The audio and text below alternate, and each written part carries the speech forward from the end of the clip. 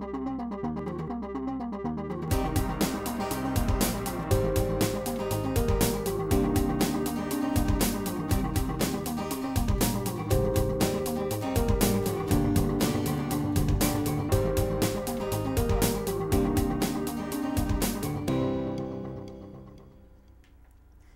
and welcome to Temple Street, the show brought to you by the Department of Communication and Journalism at Suffolk University. I'm Coryn, Doncaster. And I'm Jessica Nappi, sitting alongside Kat Pastor. Today we'll visit a restaurant that runs entirely on donations, meet a group of foreign students at Suffolk University, and we'll learn about the Possibility Project. We'll also visit an animal shelter and hit the streets of Boston for an edition of Speak Out. We'll end, as always, with Critics Corner. What are you going to talk about today, Kat? Well, I'm going to talk about a few standout moments from award season, and boy, do I have a lot to say. We can't wait. But first, the news. We'll start today with a report on the flu. Massachusetts has been facing what is now referred to as one of the worst flu seasons the state has ever seen. Temple Street reporters Elizabeth Salento and Yasmin Julmus investigate the severity of influenza and whether or not the season is finally making its exit. It's that time of year again. The sneezing, the coughing, the runny noses, and the feeling of being overly tired. We all know this as the flu season, and it's officially made its appearance in Boston. Most people who have the flu virus believe they have the common cold at first. Registered nurse Tricia Thomas of Common Health Center in local Boston city of Dorchester explains the difference. The signs and symptoms of the influenza flu, you will see a fever, you'll feel malaise, you'll feel fatigued, you'll just totally feel really, really sick. When people exhibit cold, those symptoms come on, they're coughing and they're sneezing, but they tend to go away a lot sooner. This has become a major issue in the city of Boston. Because of the intense spread, it is now referred to as an epidemic. Mayor Thomas Memino declared a state of emergency due to the stunning rises in numbers, from 70 victims last year to over 700 this winter. Unfortunately, 18 flu-related deaths have occurred this year. Consuming healthy foods such as veggies, chicken, garlic, and citrus can help your immune system to fight away the flu. The community has access to flu vaccines distributed through pharmacies such as Rite Aid and CVS. In addition to proper eating habits and standard precautions, the main recommendation of the season is the flu vaccine, administered and delivered as a weapon against the flu. One might ask how the vaccine protects against influenza. The flu vaccine protects you against the strain of the flu vaccine that's in the bottle. It doesn't protect you of every strain of influenza. But what we do know is the vaccine that's in the bottle, it's about a 60% match for the influenza A, which is the predominant strain of the flu that we're seeing in the health centers, we're seeing in the hospitals, and we're seeing out in the community. The most common misconception is the only method to receive the flu vaccine is through needle injection, causing most not to get it. I don't believe in injecting the virus into you. I'm very scared of needles. I decided not to because I'm really scared of needles, so I didn't bother this year. However, there is an alternate solution to the needle injection called Flu Mist, which is a nasal spray. The only difference is the Flu Mist is a live vaccine. Not everyone is a candidate to get the Flu Mist. However, the shot is an inactive virus, and it's a dead vaccine. Because of the flu vaccine in both needle and flu mist form, the flu can be prevented and eventually stopped, as long as health advisors keep spreading awareness and there is cooperation from the city. For next year's flu season, what is now known as an epidemic will hopefully just be a small outbreak. This is Elizabeth Salento and Yasmin Julmus reporting for Temple Street.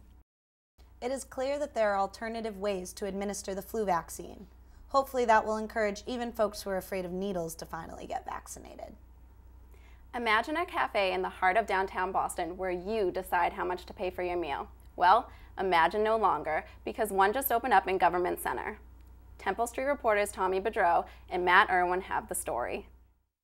Panera Bread has opened up a unique nonprofit cafe in Government Center. It's an extension of the corporate brand called Panera Cares. It's their 5th location in the U.S., and what separates them from other cafes is that it runs on a pay-what-you-can system. The way that it works is basically, we're designed to help feed people of all kinds of means. We don't have set prices. We have suggested donation amounts. We don't take cash in a register. We take cash in a donation bin. So the idea is that you're receiving the same Panera experience, the same quality of food, same warm and welcoming environment that you see here. and the same quality of the people who are serving you. Although they take donations in cash, they take credit or debit as well, so that you can choose how much you would like to pay or donate. The amount customers pay often varies from person to person. I've been a few times. One time I paid less, one time I paid more. Today I paid what it was worth, which was $13.13 for a Chipotle chicken and cheese sandwich, extra sauce, no tomato, and a fruit parfait. That's the deal. Another aspect of this unique restaurant is that if you're uncomfortable not paying full price for your meal, you can work for a meal. Because we want to make it accessible to everybody, we have a volunteer program where you can volunteer an hour of time to earn a meal, because it's not about a handout, it's about a hand up. We then caught up with two customers who can really appreciate Panera's new taste for food service. I could not be homeless or be very poor, just broke right now. I could be a student, not have a lot of money, or hungry. This is a very unique service that I hope can spread. I'm a college student. I struggle for rent every day, so I only got to pay $2.50 for a cup of soup, and it helped me out a lot. And it's people like this that help keep Panera Cares afloat. I think it's a really good cause to help someone out that maybe can't afford to pay for a meal, and I can, so giving a little bit extra will always help someone else. According to Panera executives, 60% of customers pay the regular price for their meal, 20% pay more, and the other 20% pays less. Although this Panera doesn't earn a profit, they don't lose money either. So we're trying to really create a community resource that is sustained by the community itself. So literally everything that goes into those donation bins is what covers the direct operating costs of the cafe. Kate went on to say that she's really excited about what this Panera Cares can bring to the Boston community. For Temple Street, I'm Tom Boudreau. Head over to Panera Cares and grab a bite to eat, and give a little extra for a good cause. The Possibility Project is a year-long program in New York that brings diverse groups of youths together. The goal is to transform negative influences in their lives into positive actions through writing and performing original musicals taken from their life stories.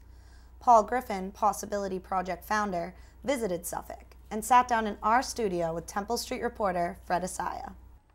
Paul, thank you for joining us this afternoon. Can you please tell us what the Possibility Project is all about? Sure. Possibility Project, we bring together diverse groups of teenagers from all over the city, and we operate in New York City. And we bring them together over the course of almost a year to work together to transform all of the negative forces in their lives and communities into positive action. So over that process, they learn to build relationships across differences, because it's a very diverse group, resolve the conflicts in their lives, the very serious conflicts that they face, engage in community action, and lead. And the way we do that is each cast, if we can call it that, writes and performs an original musical from the stories of their lives, focused on the most serious issues they face and their ideas for change. So it's really a roadmap for change around the issues that each cast is identified as most important. And then twice a year they do community action projects. And those are projects where the first year the whole cast does the equivalent of a flash mob. Flash mob. Yep. And then the second part of the year they work in smaller teams to make an impact on the community. You're the founder of the original program called City at Peace in D.C. in 1994. What made you want to turn your artistic abilities into this project? One, I love the theater. It's what I do. It's made sense of the world for me from the time I was a child. So it was the thing that I loved. And I think, so I always wanted to be in that. But the fact is that sort of the commercial theater is a little more self-interested than I am. And I think I just was not very interested. I didn't like acting so much, which is what I trained to do, and I don't think I was very good at it, right? Those two things being related. So, you know, that's, I think, what motivated me to get into this area. I think more specifically, when we started City of Peace in Washington, D.C. in 1994, what we were responding to, and the reason we created the program, was that at the time, Washington, D.C. was the murder capital of the United States, much like Chicago is now, has that distinction. And no one was doing anything about it. And no one was acknowledging that this was happening, and no one was trying to resolve the issues involved. So young people being locked up and blamed and all of that. And so we decided to bring young people together and to begin to explore that. What were the issues involved with that, right? And bring them together from all different sides of the problem, you know, from all different backgrounds and all different races. Like you said, the program started in D.C. and it spread to Johannesburg, Cape Town in South Africa and Israel. What makes it so successful, this youth program? Yeah, well, you know, it's interesting. I think in terms of other cities, the reason other people have approached us, because we've never sort of gone out and said, we're going to do programs here. People have always approached us. And I think that that's The reason that's happened is because people get incredibly excited about the combination of things that we do. Yeah. Right? The fact that we use the arts, right, the performing arts to do it, the fact that it's teenagers, the fact that it's social action as well as personal action, and social change as well as personal change, that it's an unusual combination of things that makes it effective, I think, both for our young people, but it also makes it exciting for adults in other cities. And it's interesting, the best way I can put it is that for everyone who's ever started a program in another city, and this is consistent with almost everyone, they came to see a show or they saw the HBO documentary on the program or the Nightline feature, and they said, we want to do that with our kids. They wanted their young people to have the same experience. So.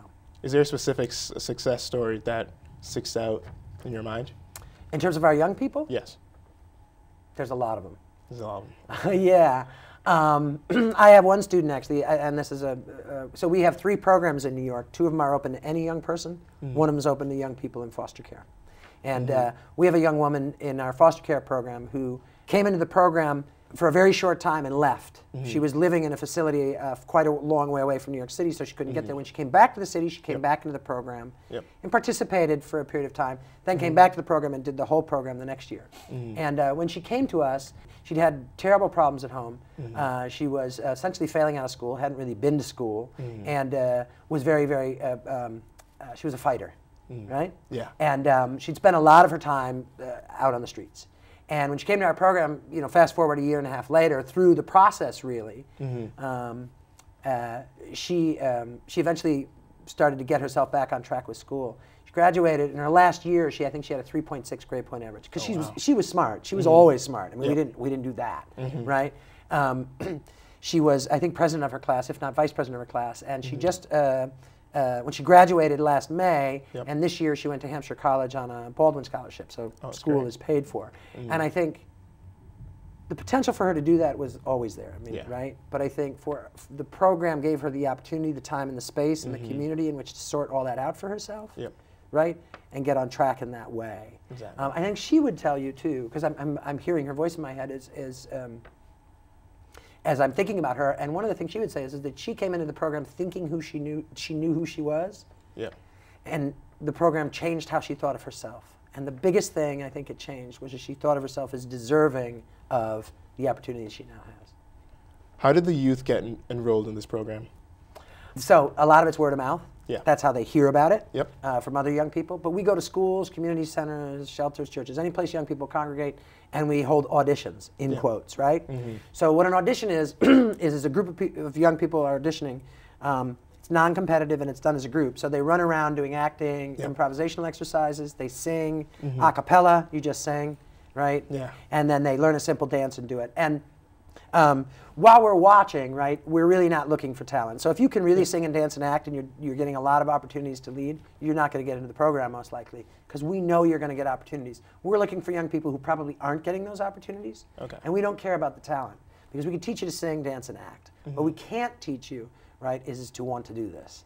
And that's really what we're looking for. So one of the goals of the organization is cross-cultural understanding. Yes. What is that exactly, and how does the organization? What the heck does that mean? Yeah, how does the organization go about accomplishing that? When we talk about building cross-cultural understanding, the way we do that is, first of all, we bring together a diverse group.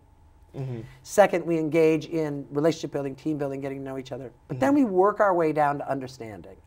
We address stereotypes first.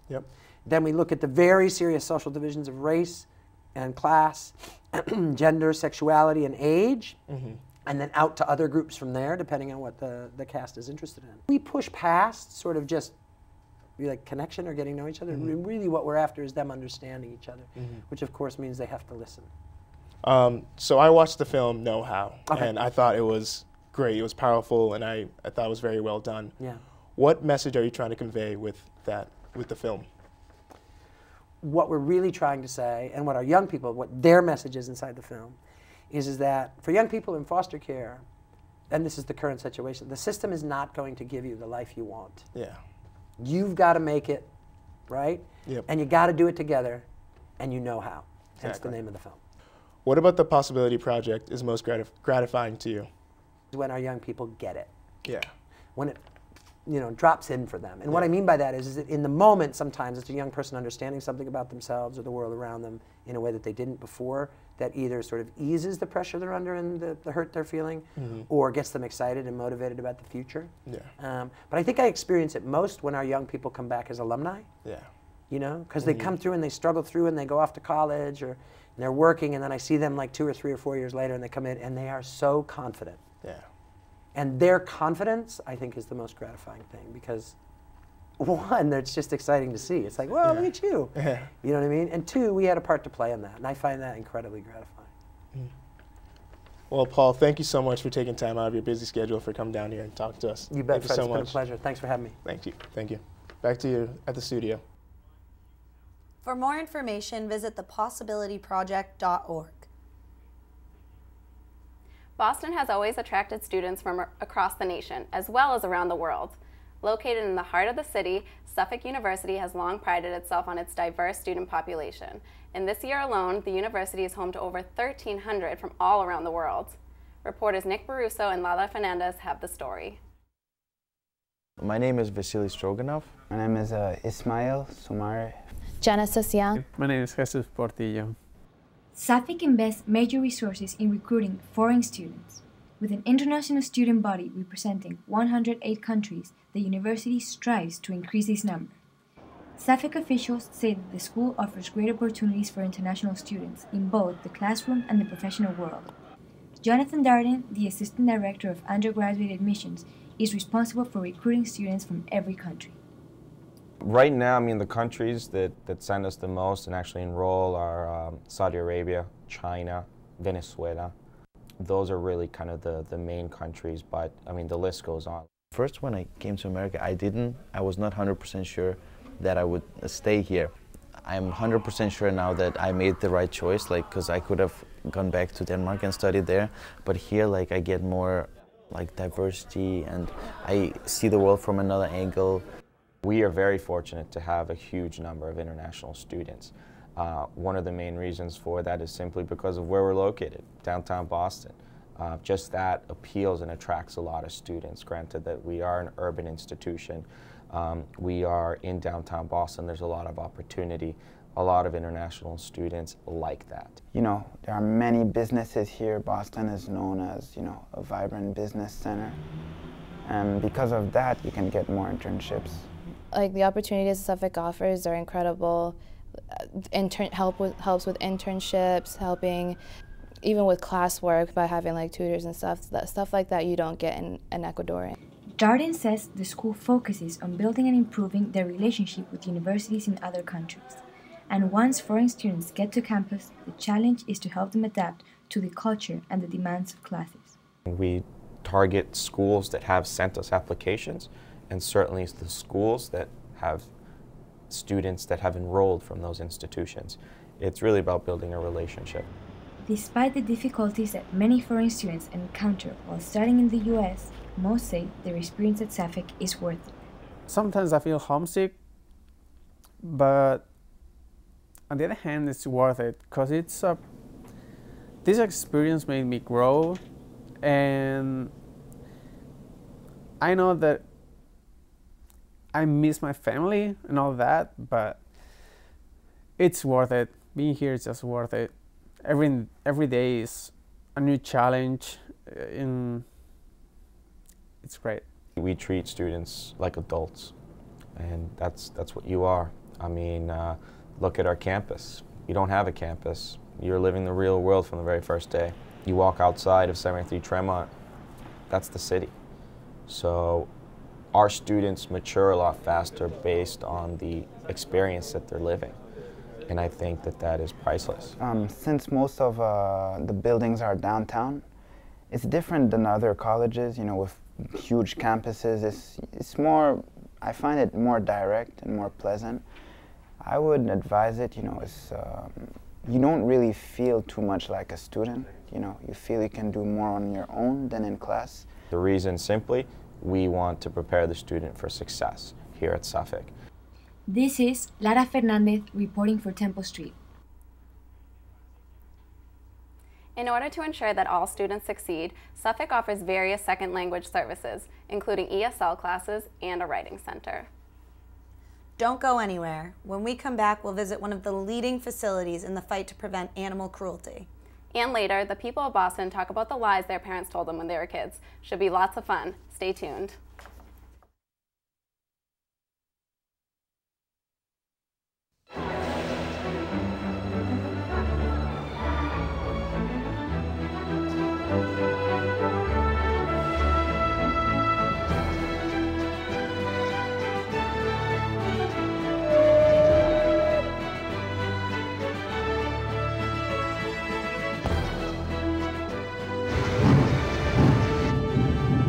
Explore new worlds.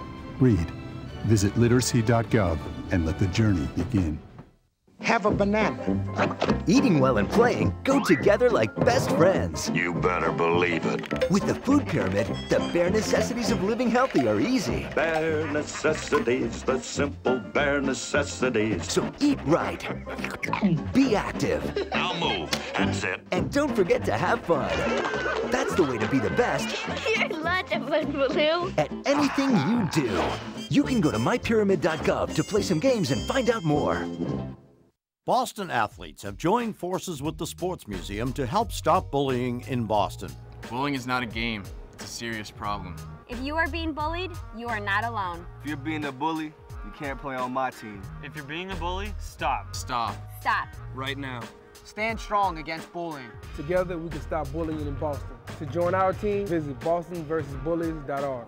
Boston versus bullies. Boston versus bullies. Boston versus bullies. Whose team are you on? Oh, those boys are much too much. Those boys are much too much. We got the spirit. We're hot. We can't be stopped. We got the spirit. We're hot. We can't be stopped. We're going to beat them and bust them. Beat them. The smallest moments can have the biggest impact on a child's life. Let's get a little bit rowdy. R-O-W-D-Y. Take time to be a One dad more today. time. Oh, those boys are much too much. Those boys. The Massachusetts Society for the Prevention of Cruelty to Animals has raised the bar high for surrounding animal shelters, making great efforts to save animals' lives. Temple Street reporters Ashley Cassio and Isabel Atkinson have more on the MSPCA compound. The MSPCA Animal Shelter, located in the heart of Boston, has raised the bar high for surrounding animal shelters as they make enormous efforts through many programs to save the lives of animals. The MSPCA is an open admissions animal shelter with all kinds of animals, from parrots to rats to cats and fish. With an animal-loving, open-armed, friendly staff, it is hard not to fall in love with this animal shelter and the animals inside. Through the efforts of their staff, the shelter is able to maintain their various programs. Bryn Conklin, a program manager for 5 years, says during her tenure, and with the help of staff and volunteers, the shelter introduced a greater variety of programs to help people take care of their animals. We have a program called SNAP, and we also have our spay-neuter clinic here where we host the Pit Pal program. And Pit Pals, you can get your pit bull spayed or neutered for as low as $50. We also do 4 free days a year too, where we really try to target people who really can't afford the spay-neuter surgery. Conklin says cats are turned in most often with a maximum of 3,700 at once, but due to the spay and neuter clinic that has been in place since 1986, the shelter has been able to decrease not only the amount of cats but other animals as well. A couple times throughout the year we've been able to, through funding from donors, do a fee-waived adoption event, and what we found is in every event that we've hosted, which is about 5 now I believe, every single adult cat gets adopted that day. Dogs are also brought to the shelter in high numbers, and though a variety of breeds are brought in, pit bulls are most common. 1 in every almost 3 dogs that come to us are pit bulls. So we see a lot of pit bulls, and it's not because they're bad dogs at all.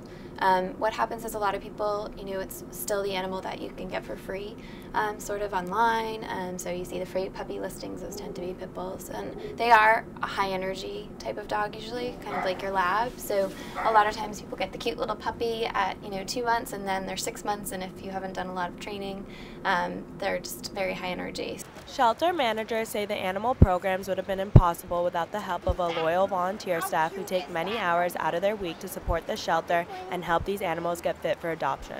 Robin Gerard, a volunteer, says she's thrilled with her decision to adopt her dog Teddy. I've always had cats, but I knew one day I wanted to get a dog, and wasn't quite ready to do it this year, but when our eyes met, we fell in love, and so I knew this was my dog. The mission of the MSPCA is to protect animals, relieve their suffering, advance their health and welfare, prevent cruelty, and work for a just and compassionate society. This is Ashley Cassio and Isabel Atkinson reporting for Temple Street. If you would like to help, check out the Adoption Center on 350 South Huntington Ave and maybe take one of these lovable animals home. Parents always say that honesty is the best policy, but they often lie to their children to control their behavior or preserve a myth. Kat Pastor and I hit the streets of Boston to find the craziest lies your parents told you. Today's question is, what's the weirdest lie your parents ever told you growing up, or just the weirdest lie you've ever told anyone in general? The biggest lie I've ever been told is that if I swallow gum, a gum tree will grow in my stomach. If you ate the black watermelon seeds and watermelons, like, it would grow in your stomach. I think the weirdest lie that was ever told to me was that my best friend in 5th grade told me that God didn't want us to be friends anymore. So that was her way of saying she didn't want to be friends with me.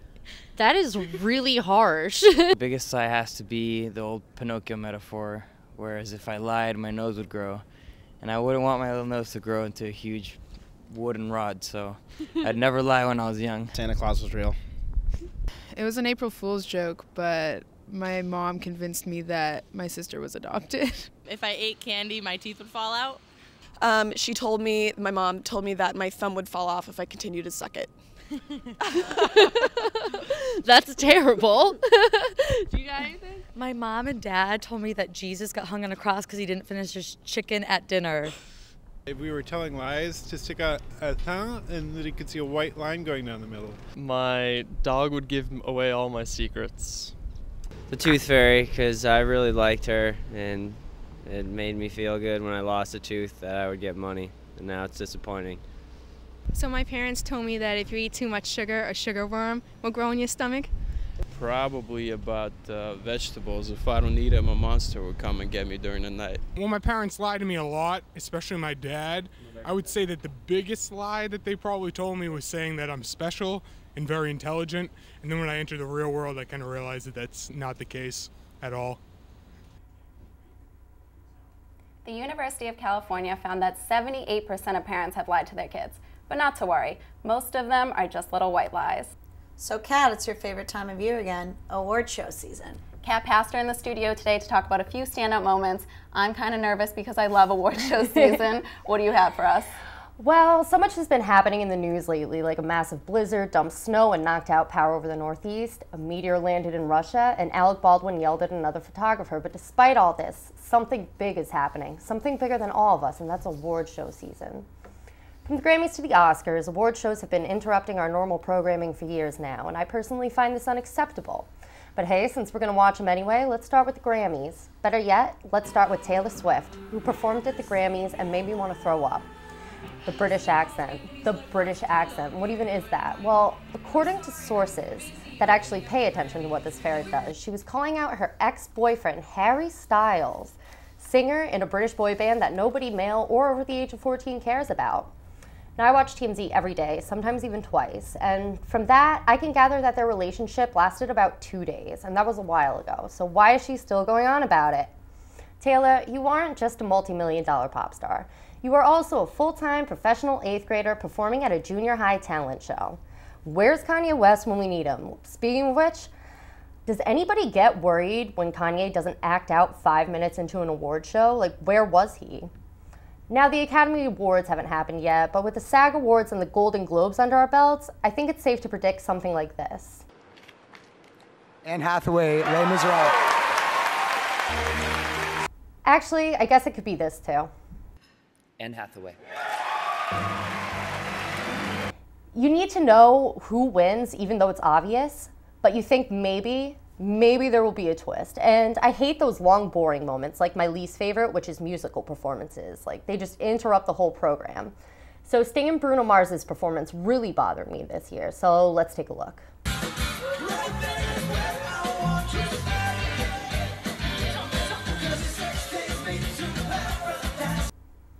Okay, so they start with a terrifying version of Locked Out of Heaven, which is a Bruno Mars song, and I watched this thinking, so this is what it's like to take every drug ever all at once. And Sting is there scaring me like he does every time I see his face, and Bruno Mars looks like an unruly 5-year-old. Now, I love Bruno Mars, mostly because he's Puerto Rican, and I got a thing for that, but this performance needs to be put to bed. But I guess my biggest problem with these shows is that they're just too damn long. Like, first we're on the red carpet for 6 hours, looking at rich people in their weird clothes and why entertainment reporters get paid so much just to ask people who they're wearing and if they're single. Then the never-ending parade of awards begins, because if it were up to me, we'd have one single award show with 4 awards, which would be for TVs, movies, music, and lifetime achievement. And then we would pick a person, show, movie, whatever from each category that would be banned from their respective craft forever. So here are my awards for 2013. For Best TV, the winner will always be Joey Greco from Cheaters. And for movies, I guess whatever Die Hard, more like Try Hard, came out that year. And in music, Motley Crue wins every year as long as Nikki Sixx is still lighting himself on fire and Mick Mars is still able to move. And the winner of the Lifetime Achievement Award is Wendy Williams. How you doing? Now for the bands. On TV, Anne Hathaway. For movies, Anne Hathaway. For music, Anne Hathaway. And finally, the Band for Life Award goes to Anne Hathaway. Yes, that's my award show, and it's what the people want, but unfortunately, all we can do is suffer through the season year after year and hope it doesn't interfere with the nightly lottery drawing. And by the way, there's no truth to the rumor that I put a red carpet in my living room. Oh my goodness. Okay, Kat, I agree with you about Taylor Swift, but I loved Anne Hathaway in The Princess Diaries. Yes, who could forget about the Princess of Genovia and that little princess wave? You know you want to do it. No, you guys have terrible taste, seriously. Well, thanks, Kat. That was entertaining on so many levels. Poor Anne Hathaway. That's all we have for today's edition of Temple Street. I'm Jessica Nappi. I'm Kat Pastor. And I'm Coryn Doncaster. Thank you for joining us at Temple Street. We'll see you next time.